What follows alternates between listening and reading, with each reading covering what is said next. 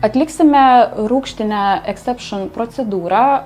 Noriu pademonstruoti visą protokolą, kad savarankiškai galėtumėte įsigilinti, kaip padaryti teisingai šią procedūrą. Protokolą darysime paprastesnį, yra galimybių ir daugiau. Ir jungti kartu su mikroadatinė mezoterapija, dalis rūgštinės procedūros ir dalis mikroadatinė mezoterapija.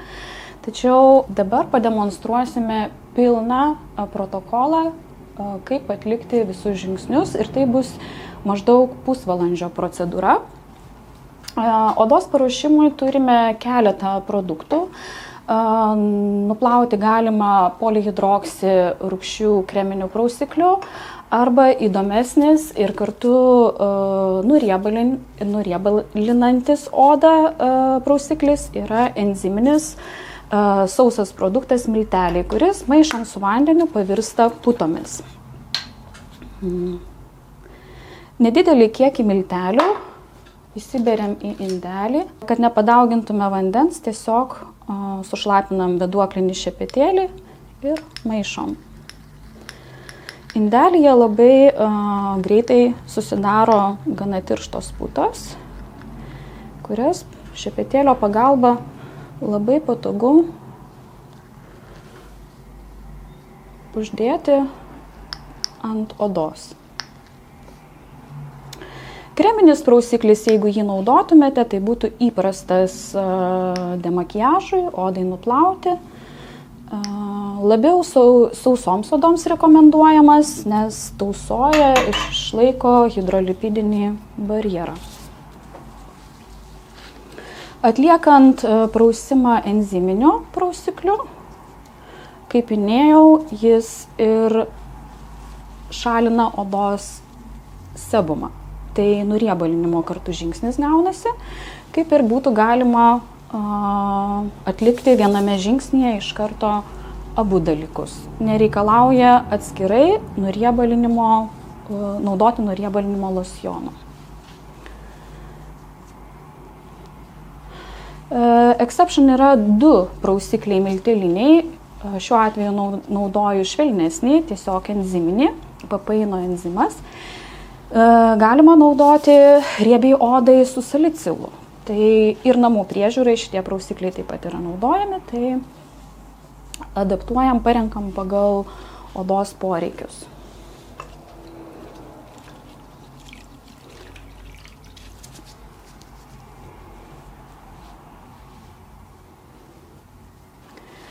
Aš, žinoma, noriu pademonstruoti visus žingsnius, visą pilną protokolą, tai nuriebalinimo žingsnį darysim. Iš kitos pusės visuomet yra gerai atlikti atskirą nuriebalinimo etapą, todėl kad galbūt plovimo metu nepakankamai kažkur nuplovėm. Jeigu riebi oda, taip pat gali būti riebesnės zonos, taigi nuriebalinimo losjonas jisai užtikrina, jog pašalinsime natūralią odos apsaugą ir mūsų pylingas veiks taip, kaip reikia ir tolygiai į gylį. Tai nuriebalinimo losjonas yra toks skystis, turintis sudėtyje alkoholio, kuris tirpina sebumą ir valymo metu mes perteklių esamą riebalinį kiekį ant odos paviršiaus pašaliname. Tuo pačiu naudinga tai, kaip ir būtų antras odos valymo žingsnis, dar ir pašalinam likučius makiažo. Po nuplovimo ir nuriebalinimo atrodytų, kad jau turėtume dėti rūgštinį pylingą, tačiau Exception protokole yra specialus produktas, tonikas, kuris, Munson tonikas, kuris yra šarminio pH ir naudojamas būtent prieš pat dedant rūgštis, todėl kad padidina pačių pylingų skvarbumą. Kadangi Exception pylingai yra vandens pagrindo, vienintelis retinolis yra aliejinis, visi kiti yra vandens pagrindo, šitas tonikas padeda pylingams praeiti į gylį. Reiškia, papurškus toniku Sudrėkiname epidermio ląsteles išsausėjusias, absorbuoja keratinocitai losjoną, o rūgštis uždedama apeina keratinocitus ir eina į gylį. Kaip atlikti šitą žingsnį? Galima tiesiog švelnia dulksna, tai yra ir klientui malonu. Norint galima ant vatos diskelių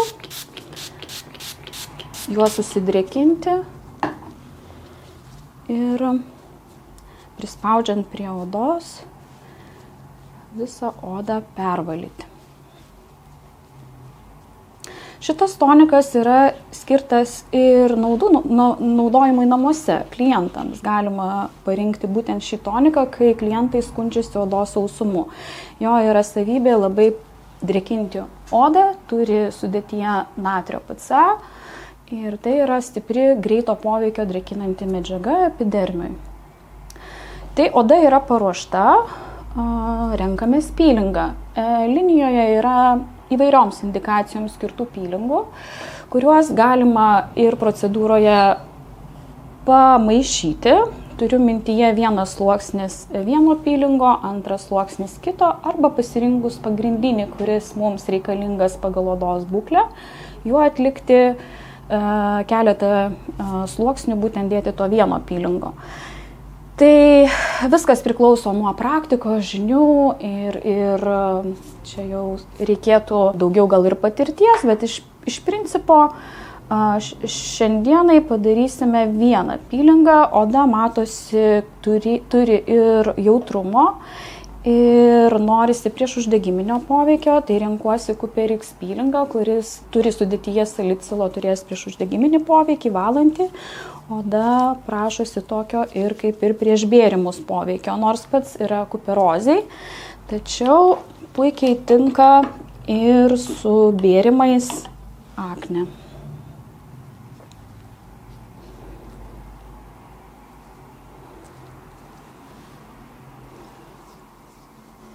Kaip uždėti pylingą priklauso jūsų pasirinkimas. Galima tepti šepetėliu, tačiau vis tiek rekomenduojama paskirstyti rankomis, kad pylingas nebūtų subėgęs į raukšleles, visas plotas būtų tolygiai sudrėkintas. Pylingai yra sluoksniuojami, aš jau minėjau, kad naudojame keletą sluoksnių, arba vieno pylingo, arba skirtingų. Tai svarbu ekspozicijos laikas, tarpas tarp tų sluoksnių. Laikas gali skirtis nuo to, kaip oda sugeria pylingą. Tai pirmas sluoksnis, tarp pirmo ir antro sluoksnio gali būti tik tai 2 minutės, o tarp sekančių uždėjimų gali būti ir ilgesnis, 3-4 minučių laikas. Svarbu, kad pylingas neišdžiūtų. Praėjus keletui minučių dedame antrą sluoksnį to paties Cooper-X pylingo.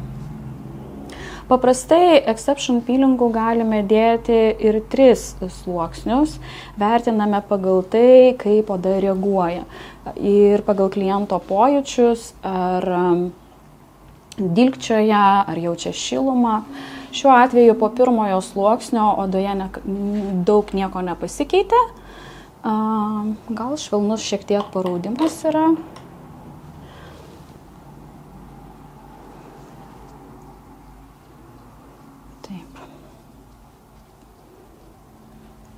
Na ir paliekame dar 2-3 minutėms. Tuo tarpu, kol yra laiko, galima pasidaryti ir pasiruošti kitus žingsnius, pasidaryti Mixlab kaukę hidrogelio. Galima pasiruošti, jeigu būtų jungiama procedūra su mikrodatinė, pasiruošti kokteilį, išsitraukti išvirkštuką. Tai tą laiką išnaudoti kitiems žingsniams. Aišku, šiandienos protokolas bus paprastesnis, naudosiu kaviar kaukę, tiesiog papurškus, pamasažuosim ir užbaigimo kremas. Tačiau, kaip minėjau, Exception linijoje yra ir Mixlab kaukės variantas. Kitame video mūsų galite rasti atskirą klipuką, kaip paruošiama Mixlab hidrogelio kaukė. Rūgštims neutralizuoti turime 2 neutralizatorius. Vienas būtų tirštesnis su hialurono rūgštimi ir skirtas užpilti tabletinės kaukės. Antrasis neutralizatorius yra purškiamas ir skirtas atlikti greitam neutralizavimui išoriniam. Tai skirtumas yra toks, ar mes dar norime sustimuliuoti odoje procesus, kas suaktyvins regeneraciją. Tai jeigu naudotume kaukės variantą su užpilamu neutralizatoriumi, turime karboksi efektą. Yra ir atskirų tokių procedūrų karboksiterapijos, tačiau exception protokole nieko daug daryti atskirai nereikia, rūgštis jau yra, mums tik tai reikia šarminės dalies, kurią mes turime iš neutralizatoriaus, užpilame kaukę. Tai kol dar guli su rūgštimis, mes turėtume pasiruošti tabletinę kaukę. Kaukė yra sausa, presuota, neturinti veikliųjų medžiagų. Tabletė, taip ir vadiname, tabletinės kaukės. Jas užpilus skysčiu, kaukė išbrinksta ir pavirsta į servetėlinę kaukę. Kadangi neutralizatorius su hialuronu yra tirštokas, reikia šiek tiek tą kaukę pajudinti ir padėti jai išmirkti. Arba turint skysto purškiamo neutralizatoriaus, galima šiek tiek papurkšti ir jo. Ką klientė jaučia? Viskas gerai. Šiaip iš principo galima dar daryti ir dėti trečią sluoksnį, bet mums pakaks 2, kadangi dar darysim mikrodatinę procedūrą. Tai štai karboksi kaukytė jau paruošta neutralizavimo etapui. Ją išvynioju. Klientą visada reikėtų perspėti prieš dedant šitą kaukę, kad gali jausti stipresnį kaitimą, graužimą ir neišsigąstų, nes tai vyksta neutralizavimas rūgšties ir šarminio neutralizatoriaus reakcija. Tai būtent CO2 molekulės turi savybę, jog šildo odą, ją atakuodamos sukaitina. Nauda tokia, kad mes sukeliame odoje šilumą, suaktyvinam kraujotaką, ląstelės geriau aprūpinamos deguonimi medžiagomis, tai yra būtent karboksi efekto nauda, papildomai suaktyvinti medžiagų apykaitą ląstelėse. Ir būtent toks naudingas dalykas yra toks atlikimas neutralizavimo, naudingas su randais, odos senėjimu, praktiškai visada, kada mums dar norisi paskatinti odos regeneraciją. Laikyti ilgai kaukės kaip ir nereikia. Trumpa reakcija iki 1 minutės. Tai jeigu įvyksta tie pojūčiai suaktyvėjimas, paraudimas, šiuo atveju šiek tiek matosi, stipresnis yra paraudimas, ar klientė ką jautė? Truputėlį stipriau. Va, ir nuplaunam. Jeigu atsiranda paraudimas, nereikia jo bijoti, toks mūsų yra ir tikslas šito etapo. Šiluma, paraudimas indikuoja, kad suaktyvėjo kraujotaka, aktyvesni ir fibroblastai, pačios odos ląstelės. Štai kaip ir rūgštinės procedūros etapas pačių rūgščių baigtas. Jeigu dabar norėtume jungti mikroadatinę procedūrą, tai nuvalome kutaseptų ar kitą odos antiseptinę priemonę, imame mezopeną ar kitą aparatą nanopeną, elektroporaciją taip pat galime jungti, beadatinius variantus ir pereinam prie mezoterapijos dalies. Taip dažniausiai ir darome. Šiuo atveju aš užbaigsiu procedūrą, kad tiesiog matytumėte pilną protokolą Exception rūgšties. Tai mes nuplovėme, dar galima šiek tiek atgaivinti odą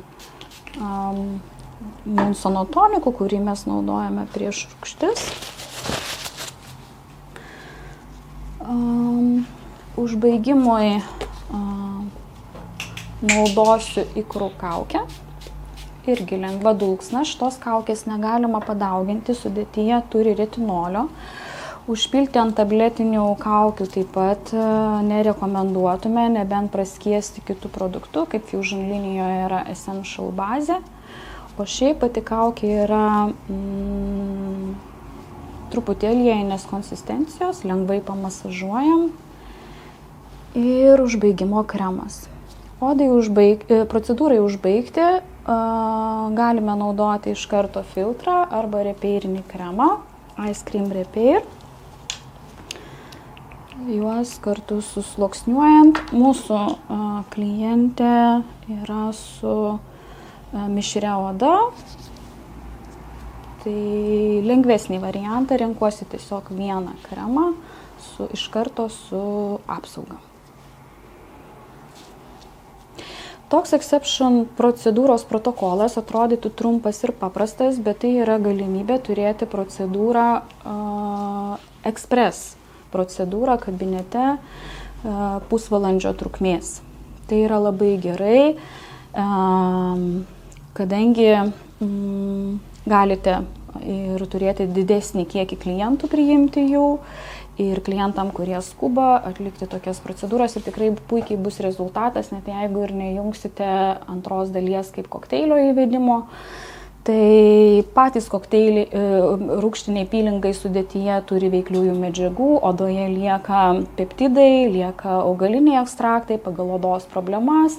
Užbaigiant naudojau ikrų kaukę, kuri dar stimuliuojanti su retinoliu ir iš tiesų toks trumpas protokolas yra puikus, jeigu sprendžiam odos problemas kaip akne, tai mes apskritai negalime daryti labai sekančių žingsnių kažkokių aktyvių. Tai tiesiog paliekam dirbti rūgštis ir sekantis kartas procedūros po savaitės.